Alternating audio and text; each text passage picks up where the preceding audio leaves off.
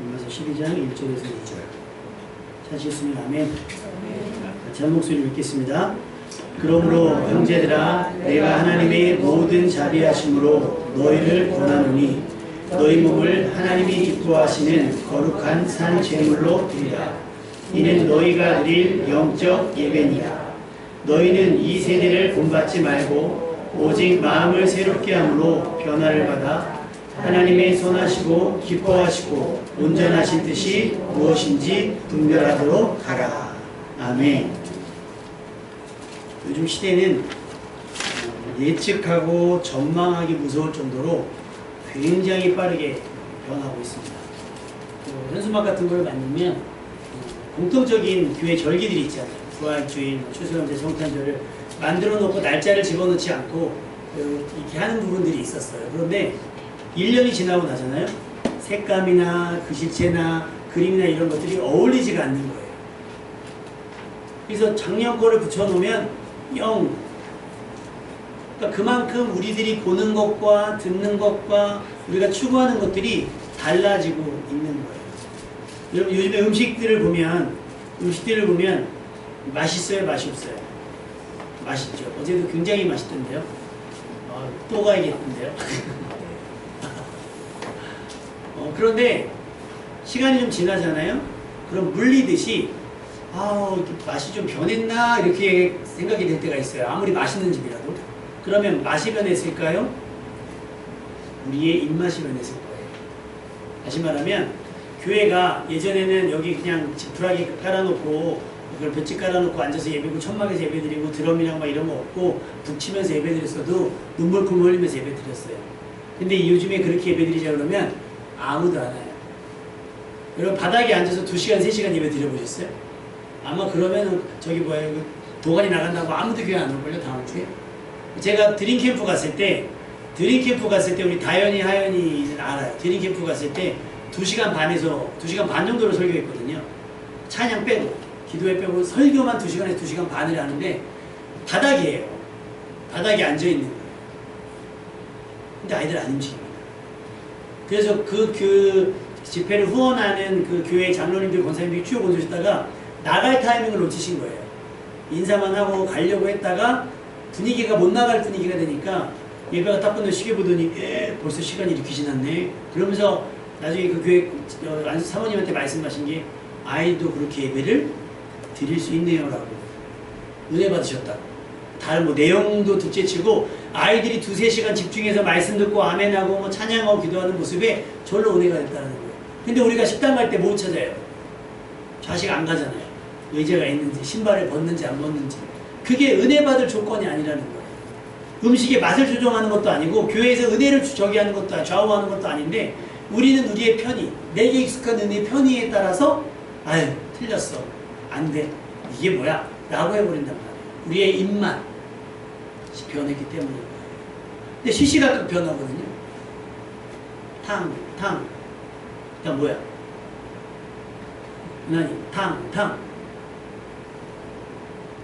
총싸움 하는 거야?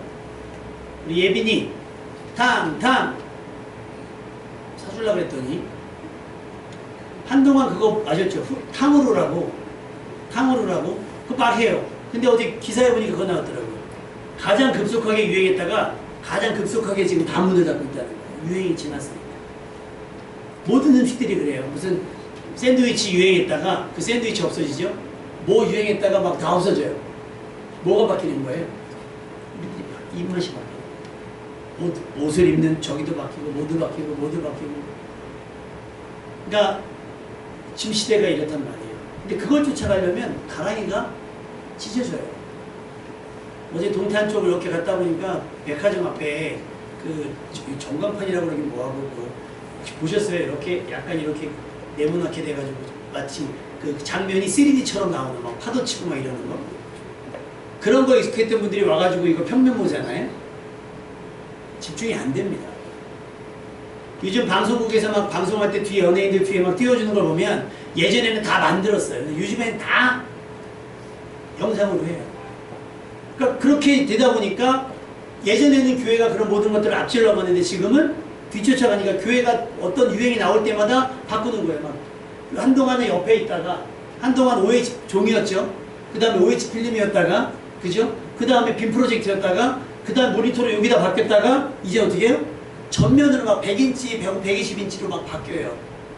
그리고 나서 요즘에는 막 그렇게 입체적인 영상, 왜? 조금이라도 실감나게 하기 위해서, 은혜를 받기 위해서. 근데 여러분, 그게 은혜를 좌우한다면 여러분의 믿음의 입맛이 바뀐 거예요.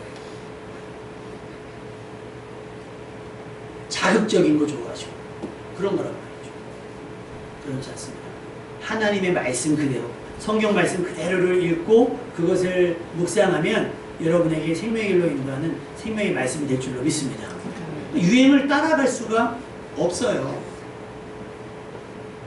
여러분, 세상이 막 변한다고 하더라도 절대 변하지 않는 것이 두 가지가 있습니다. 뭘까요?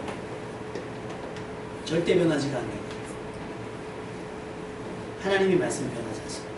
이미 하신 말씀도 변하지 않고 하신 말씀, 이루어질 하나님의 말씀도 변하지 않고 반드시 이루어질 줄로 믿습니다. 두 번째가 뭐예요? 하나님의 사랑입니다. 예수님을 우리에게 내어주시기까지 했던 그 사랑은 절대 변하지 않습니다. 그래서 내려지는 결론이 뭐냐면 세상이 아무리 변해도 하나님의 우리에 대한 사랑은 변함이 없고 오직 구원을 얻을 방법은 예수 그리스도밖에 없다는 겁니다. 할렐루야. 대학을 가는 기준이 바뀌고 막 그러면서 막 난리가 나잖아요. 조금만 바뀌어도 뭐 대통령이 한마디 했더니 막 수능 문제가 바뀌고 뭐 지금 막 뭐 병원이 난리가 났잖아요. 여러분 아프지 마세요. 응급실에 가면 안 돼요. 아멘입니까? 네, 조심조심하시고 괜히 저기 하지 마시고 하여튼 조심하셔야 돼요. 그러니까 막 대통령이 어떤 의견을 내고 국회의원들이 뭐를 내면 막 바뀐단 말이에요. 그런데 하나님의 사랑과 구원의 기준은 바뀌지 않아요. 아까 찬양했잖아요. 예수 믿으세요. 할렐루야. 네. 예수를 믿는 믿음으로 말미암아 우리는 구원 얻게 되는 줄로 믿습니다. 그러니 우리들이 분주하고 정신없이 빠르게 변하는 시대 속에서 무엇에 집중해야 되는가? 아, 그래도 유행을 따라야지. 옷을 사더라도 아, 요즘 그거 유행 아니야. 요즘 유행 아니야.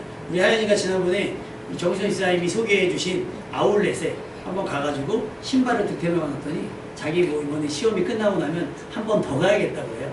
한 번 더 가야겠다고. 근데 사실은 거기가 뭐 유행 저기도 있지만 사실 2월 상품도 많이 팔거든요.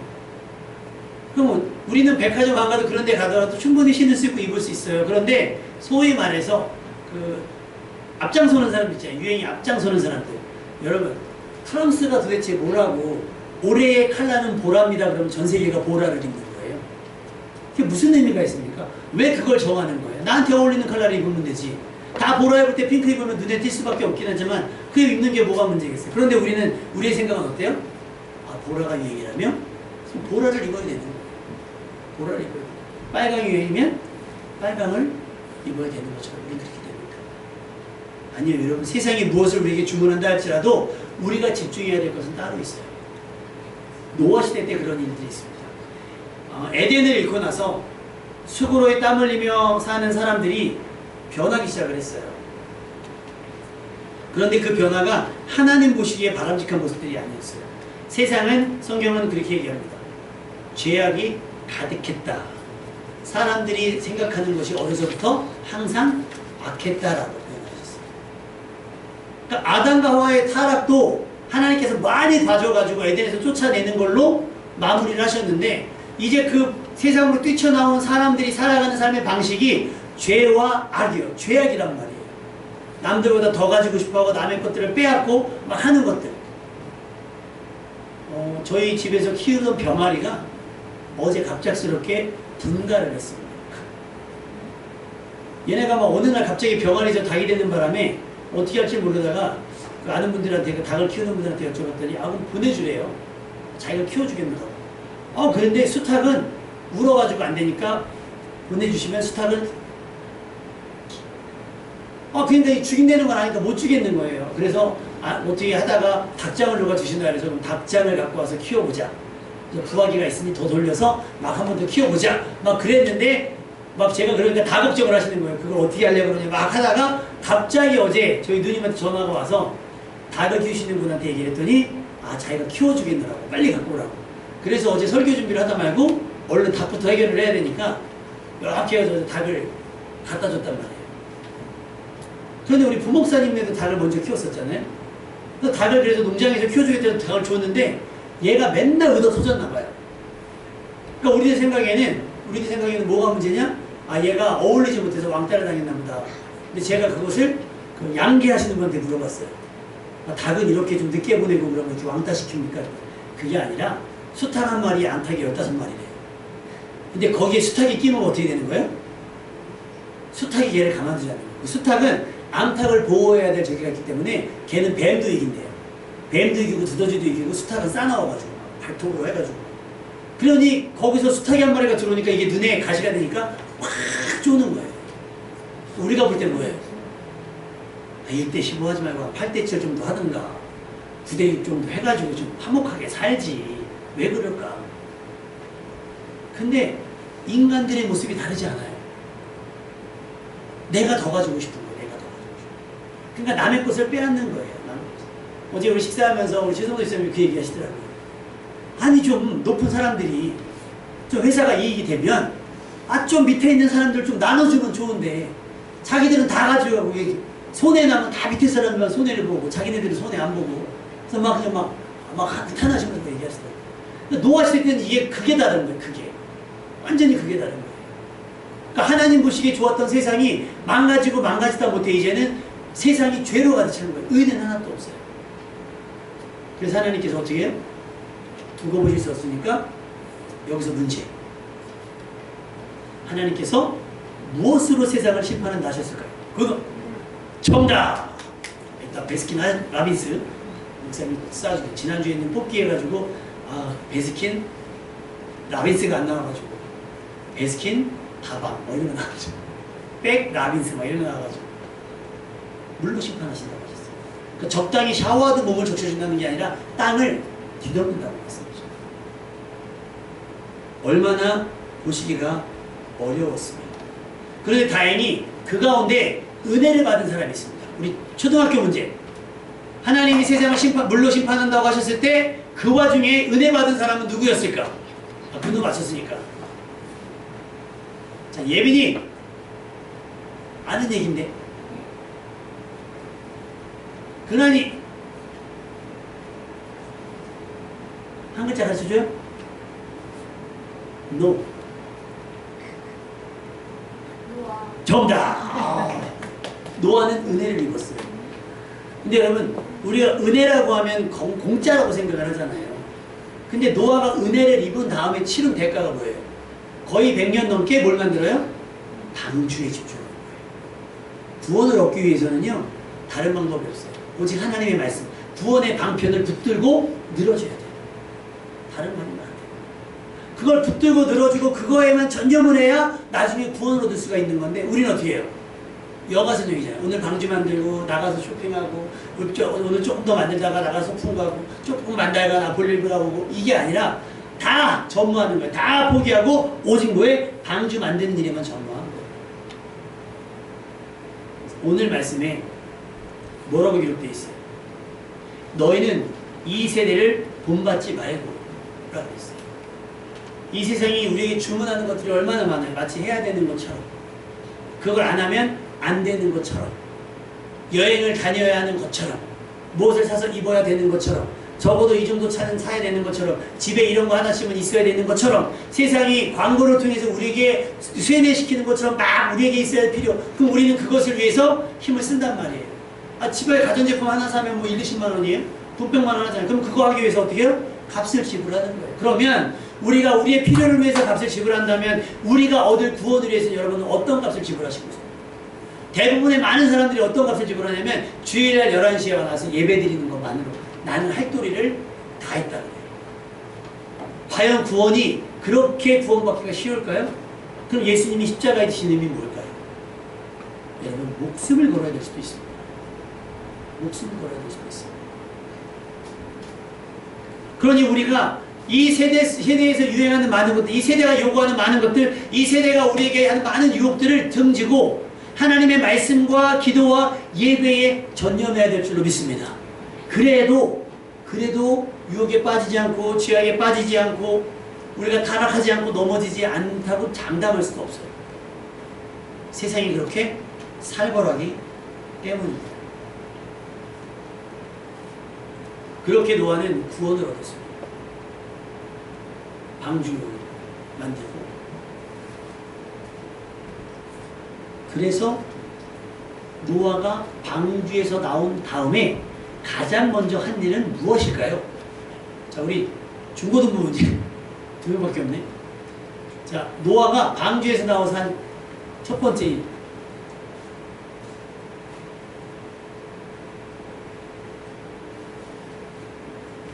지난주에 아브라함이 있었던 습관이 있다 그랬어요.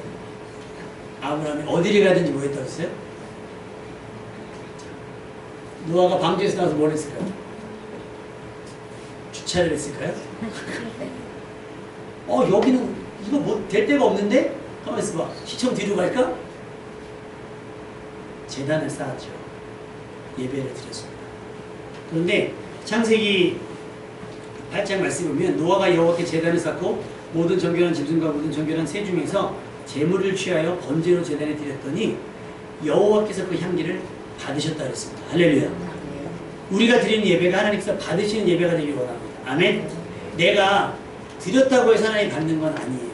우리가 여러분이 선물 받아보셨잖아요. 그러면 나에게 필요한 선물이 있고 굳이 나한테 필요하지 않은 건 누굴 주기도 하잖아요. 사실은 그 사람 성의를 무시하는 게 아니라 나한테 있으니까 다른 사람에게 줄 수도 있단 말이죠. 그러니까 받는 건 뭐예요?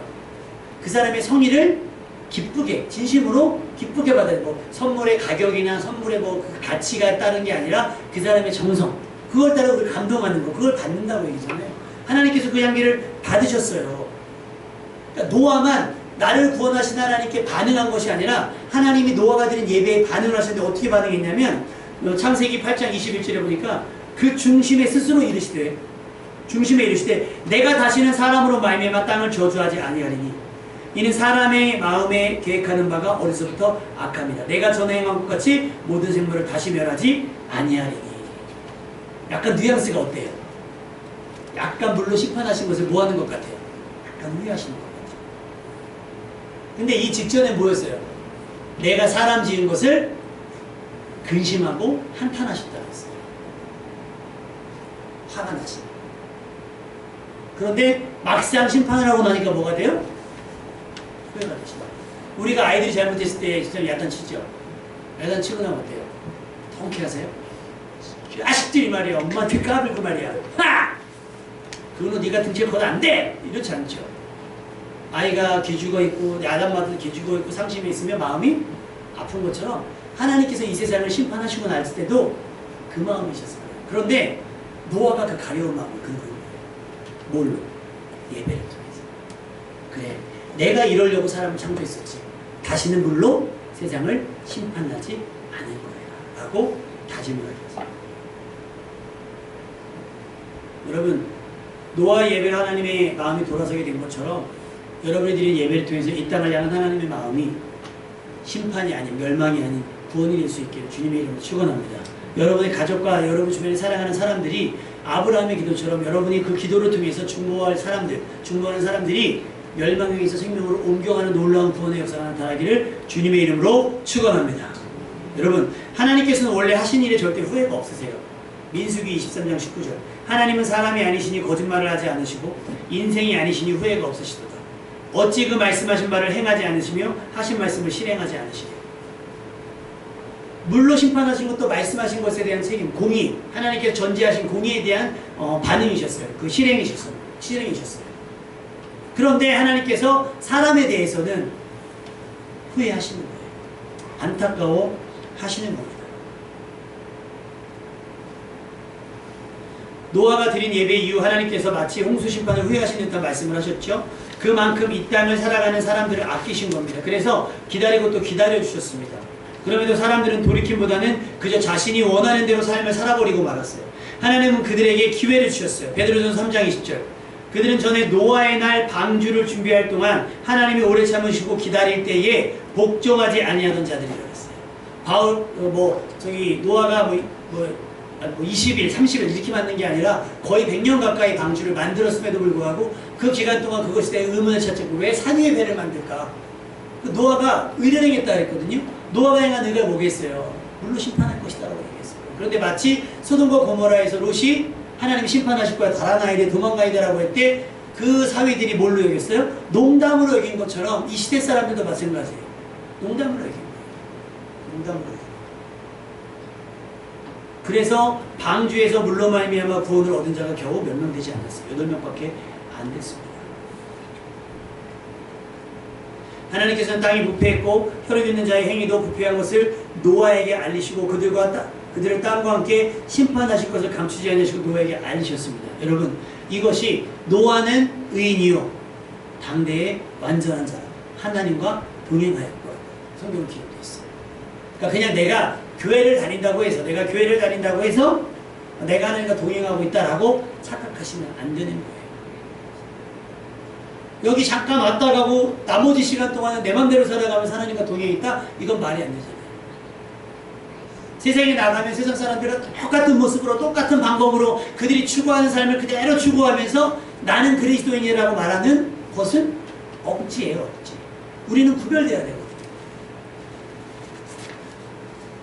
그래서 로마서 12장 2절 말씀을 이렇게 말씀하시는 거예요. 너희는 이 세대를 본받지 말고. 이 말씀 전이 뭐예요?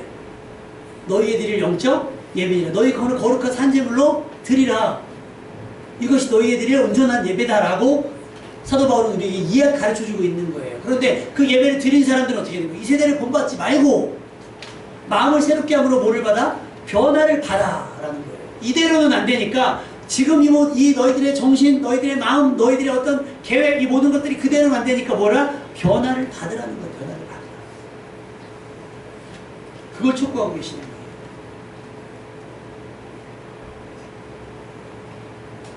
그런데 오늘 2절 말씀을 다시 한번 읽어볼까요? 다시 2절 말씀 다시 한번 읽어보겠습니다. 시작!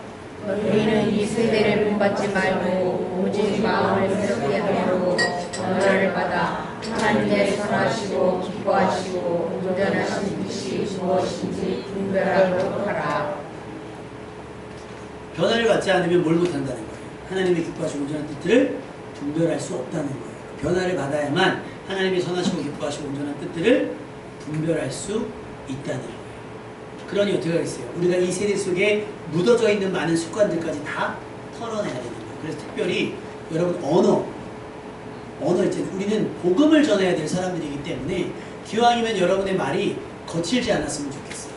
지혜로운 말들이지만 부드러운 말들이었으면 좋겠어요. 센 말이 아니라 센 말이 아니라 표정과 이것도 온화했으면 좋겠고 온유했으면 좋겠고 그래서 이 시대 사람들과는 다르다라고 하는 것처럼 우리가 흔히 어떤 사람들 칭찬할 때 그러잖아요. 아우 요즘 사람 같지 않아 라는 얘기 하잖아요.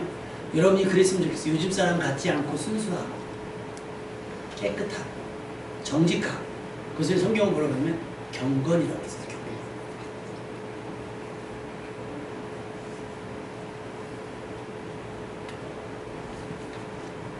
얼마나 많은 그리스도인들이 세상 사람들을 롤모델로 해서 그의 삶을 배우고 그의 삶을 담고 있는지 모르겠습니다. 연예인들이 입는 그래서 가끔 연예인들이 간증도 해요. 이렇게 페이스북 같은 데 가끔 이거 올라오거든요. 뭐 어떤 연예인이 나와서 뭐 하나님이 나를 도우셔서 훌륭한 배우가 되었습니다. 유명한 막 했는데 막 방송에 나와서 술 먹고 막 방송에 나와서 뭐 하고 이러는 거 보면 그게 뭐예요? 저는 그러지 않았습니다. 제가 전에 말씀드렸잖아요. 그 연예인들이 나와가지고 술 먹는 방송은 여러분 절대 그거는 절대 제가 제일 많이 들었을 때 제가 청년 때 그 직장생활하면서 가장 많이 회식 때마다 가장 많이 들었어요. 야 어떻게 술 안 먹고 솔직하게 대화를 할 수가 있어? 여러분 술을 먹는 게 맨정신입니까? 아니잖아요. 우리는 맨정신으로 대화할 수 있고 맨정신으로 즐거워할 수 있어야 되는데 맨날 취해가지고 맨날 저기 할 수 있단 말이에요. 그러니까 술 취하지 말라 이는 방탕하고 신이라고 얘기하는데 연예인이 그리스도인이라고 시인하고 나서 어디 가요? 술 먹는 방송에 나와가지고 주량이 몇 병이에요. 아니 뭐 옛날 같으면 상상됐다면 20대 막 아이돌 이제 같이 아이돌 출신들한테 주량이 어떻게 됩니까? 뭐 이런 얘기를 해요. 근데 그게 문화예요. 그러니까 여러분 먹는 사람이 이상한 거예요? 안 먹는 사람이 이상한 거예요? 그러니까 마약 요즘에 마약 어제 뉴스 봤더니 기사에 그거 나왔더만요. 어떤 여자가 화장실에 들어갔는데 1시간 동안 나오지 않아서 누가 신고를 했어요. 죽었을까봐. 그때 헤로인이 있어서 봤더니 가방에서 마약이 나왔대요. 그러니까 사실 진작부터 우리나라의 마약 대마초는 흔했다는 거예요. 연예인들 중에 얘기 들어보면 흔했다는 거예요. 그리고 뭐 창작을 위해서 막 했다는 거예요. 말이 됩니까? 말이 안 되잖아요. 근데 마치 그런 것들이 문화인 것처럼 유흥인 것처럼 얘기를 한단 말이죠. 말이 안 되잖아요. 그러면서 제가 요즘에 우리 아이들에게 금하고 있는 것 중에 몇 가지가 있어요. 이제 애들한테 얘기할 때 이성 친구를 사귈 때는 첫 번째 그리스도인이라는 건 당연해야 되고, 오토바이 안 되고, 술 담배 안 되고, 오토바이 안 되고, 문신 안 되고, 뭐 있지? 그때 얘들이 점점 표정이 어두워지더라고요. 도대체 누굴 만나려는 거야? 막 온몸에 막 그림 그리는 사람들 있잖아요. 아이, 저도 한두 개 그럴 수 있죠. 그리고 이게 선한 타투도 있는 거 아시죠? 그 흉터가 있는 분들 있죠. 수술 흉터가 있다거나 화상 흉터가 있는 분들을 누가 자원봉사로 의사인데 그거를 그림처럼 쫙 해주더라고요. 여기 찢어져고 이만큼 흉이 있는데 이걸 막 예쁘게 막 꾸면 그러면 괜찮죠. 근데 무슨 도화지도 아니고 온몸에 막 있잖아요. 목부터 해가지고 막 그 뭐라 그러지? 일본은 야쿠자 애들이 하는 거? 미아레진가 뭐 미지라인가 뭐 그거 알죠? 들어봤죠? 차 운전하면서 탁 내는 거. 연예인들이고 막 연예인들 막 몸뚱아리에 다 막 사귀고 나와서 그 방송 안 되니까 맨날 파스 붙이고 나오잖아요. 이게 뭐냐고요. 그게. 그래서 그 연예인 중에 박준영 씨라고 G.O.D에 있던 분이 그 얘기를 하더라고요. 문신하는 거는 양아치라는 거예요. 세월이 지나서 50대만 되더니 근육이 처지거든요. 그 볼품이 너무 없는 거예요. 네 인생이 싸구려였다라는 걸 저기 한다는 증표밖에 안 된다는 거예요. 근데 그게 마치 유행처럼 번져가지고 학생들이 막 몸에다 하고 그렇다는 거예요. 따라갈 걸 따라가야죠. 여러분은 그 구별된 그리스도인 되시기를 주님의 이름으로 축원합니다. 그러니까 외형만 그러라는 것이 아니에요. 마음이 새로워져야 돼요. 마음이 새로워진다는 건 뭐예요? 여러분, 마음이 심장이 아니에요. 마음이 뭐예요? 뇌. 마음이 뇌예요. 그러니까 우리는 마음과 생각을 새롭게 해야 되는 거예요. 그러려면 방법이 없어요. 빌립보서 4장 6절에서 7절. 아무것도 염려하지 말고 다만 모든 일에 기도와 간구로 너희 구할 것을 감사함으로 하나님께 아뢰라. 그래야면 모든 지각에 뛰어난 하나님의 평강이 그리스도 예수 안에서 너희 마음과 생각을 지키시리라. 할렐루야. 그러니까 하나님을 의지하라는 거예요. 어떤 상황이 일어나면 그거 가지고 계산하지 말고 따지지 말고 기도하라는 거예요. 감사함으로 하나님께 아뢰면 하나님께서 그것을 공급해 주실 뿐만 아니라 모든 직업에 뛰어나신 하나님의 평강이 그리스도 예수 안에 있는 여러분의 마음과 생각을 지켜주신다는 거예요. 마음을 새롭게 하고 변화를 받아 여러분이 어떻게 해야 될지, 어떻게 살아가는 것이 좋은 삶인 것인지. 그래서 어제 식사하면서 커피를 이제 마셨어요. 그래서 최현도 씨가 막 같이 대화를 하다가 이제 필리핀 막 그 얘기를 했거든요. 필리핀 얘기를 하면서 이제 제가 20년 전에 필리핀 다녀온 얘기를 했어요. 부정으로 막 애들이 놀고 막 그러면서 막 저는 그냥 있었던 얘기를 막 하는데 갑자기 최성도 선생님이 이렇게 막 진지하게 계시더니 목사님, 제가 골프를 좀 줄이겠습니다. 그러시더라고요. 나는 그냥, 근데 제가 알기로는 최동수 선생님 유일한 오락과 취미가 그거 하나거든요. 다른 거 하지 않고, 또 하나가 세차. 세차는 거의 본업에 가까우신데, 이제 그거 하는데, 유일하게 그냥 이거 하나 하시는 건데, 얘기를 들어보니 필리핀에 살아가는 그 사람들 보니, 이것도 본인이 순간적으로는 아마 사치처럼 느껴지셨던 것 같아요. 여러분, 그게 하나님께서 추구하는 변화를 받은 삶인 거예요. 아, 그래요, 목사님. 그럼 제가 할 거 다 하고 난 다음에 남은 거 있으면 좀 드릴게요가 아니라 내가 뭐 3번 치면 1번 줄여서 2번 치고 남은 것을 뭐 한다는 거예요? 승리하겠다는 거예요. 저는 집사님이 순간적으로 이렇게 얘기하시는데 마음이 여기 찌릿찌릿 약간 소름 돋았어요.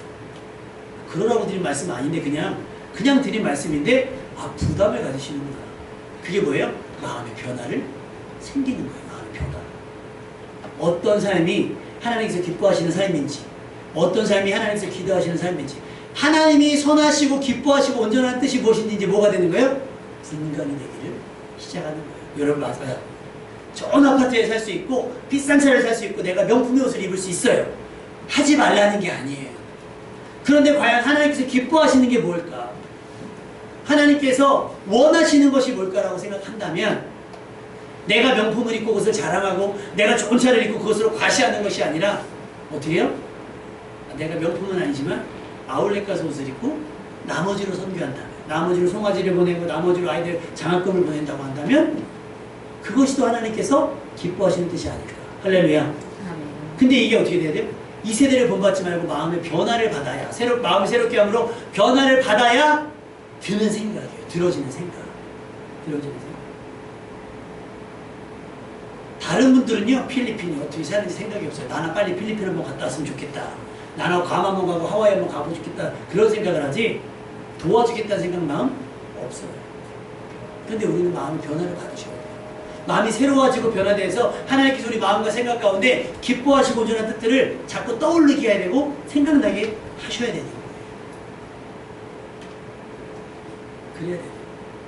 그래야 우리의 남은 생애가 어떻게 돼요? 하나님 기뻐하시는 일들로 채워져 간다는 거죠. 사실 우리는 하나님께서 이미 아시는 것처럼 마음에 계획하는 바가 어려서부터 악해요. 그럼에도 불구하고 우리는 마음을 새롭게 함으로 변화를 받아요. 그러려면 어떻게 돼요? 제일 먼저 할 거는 이 세대를 본받지 말아야 돼요.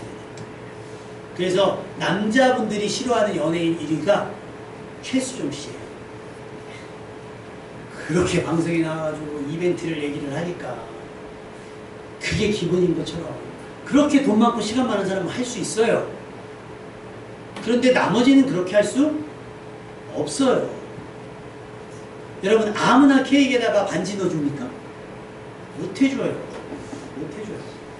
근데 우리가 그런 걸 기대하잖아요. 그런 걸 본받지 말라는 거예요. 그냥 가락지 하나만으로, 실반지 하나만으로도 저 사람과 내가 만나고 내가 저 사람의 아내가 되고 내가 저 여자의 남편이 된다는 만으로 그걸로 감사하는 것이지, 내가 저 사람을 만나면 내가 뭐 명품을 입고 내가 좋은 차를 타고 좋은 집에 살고, 그거는 사랑이 아니잖아요. 그건 이 세대가 우리에게 주문하는 것이고.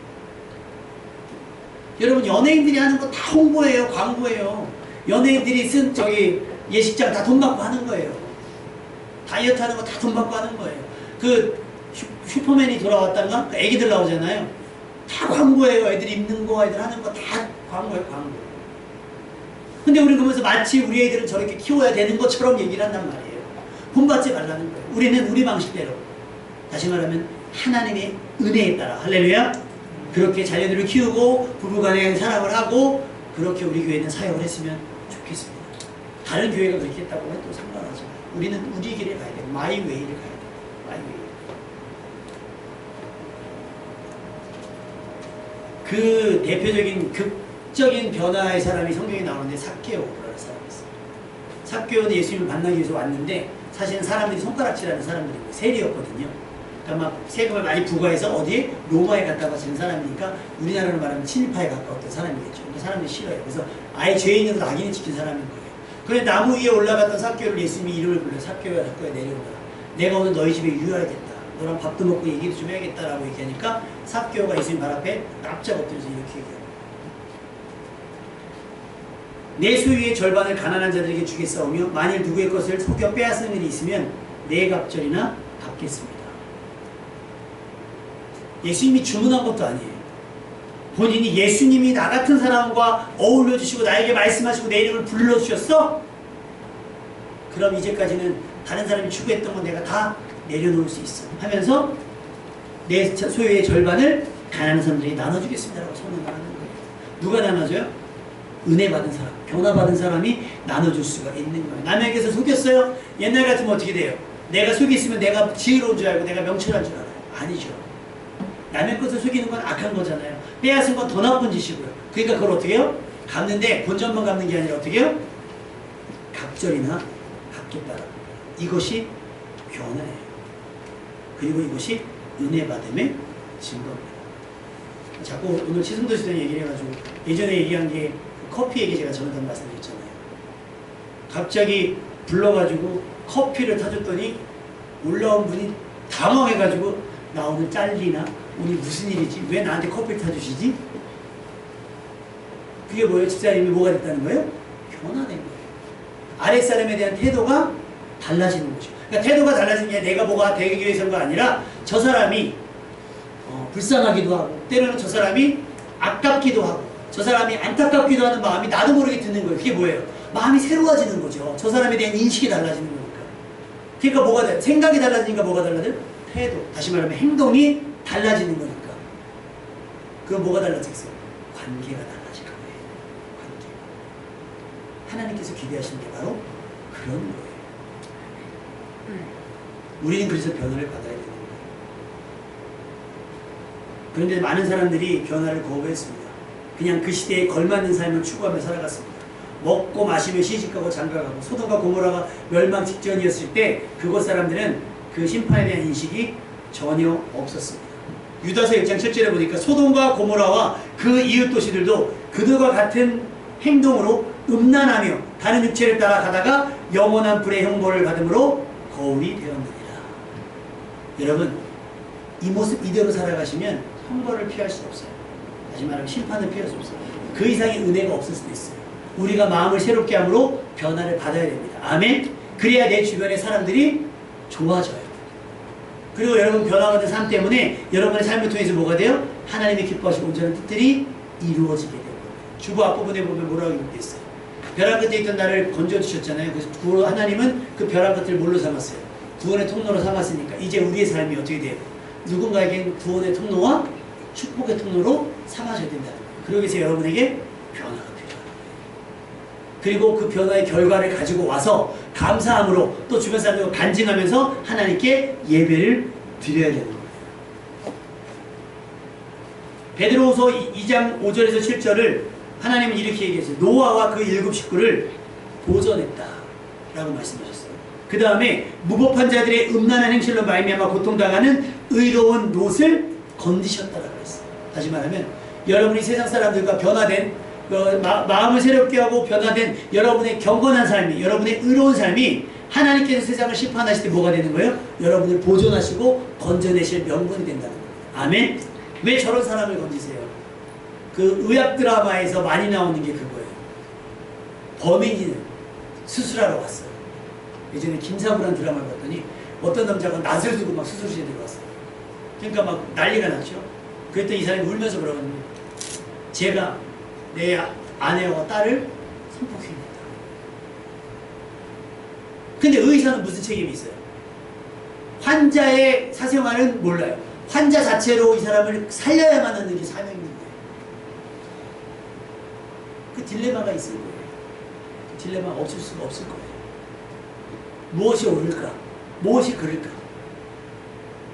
우리는 판단할 수 없을 거예요. 그러니까 우리는 마음을 새롭게 하고 변화를 받아서 하나님의 기뻐하시고 온전한 뜻들이 여러분 삶에 익숙해지셔야 그 순간순간 판단해야 될 상황 속에서 여러분이 실수하지 않고 하나님의 뜻대로 결정할 수가 있는 거예요. 선택할 수가 있고 행동할 수가 있게 되는 거예요. 변화받지 않으면 그냥 그대로 가는 거예요. 그냥 그대로.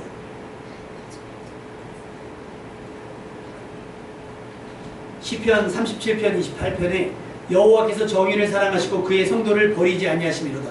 그들은 영원히 보호를 받으나 악인의 자손은 끊어지리로다. 하나님은 정의를 사랑하시고 그의 성도를 버리지 않는다라고 말씀하세요. 마음을 새롭게 하고 변화를 받아서 신령과 진리로 예배하는 사람들, 일상 가운데서 하나님 기뻐하시고 온전한 뜻대로 살아가는 사람들을 하나님께서 보호하신다라고 말씀하시죠. 그러나 악인들은 어떻게 되는 거예요? 끊어진다라고. 노아 시대 때처럼, 소돔과 고모라 때처럼. 여러분은 이 약한 세대를 본받지 말고요. 이 세상 속에서 누가 보더라도 그리스도인이라고 인정할 수밖에 없는 그런 믿음의 삶을 살아내는 여러분 되시기를 주님의 이름으로 부탁을 드립니다.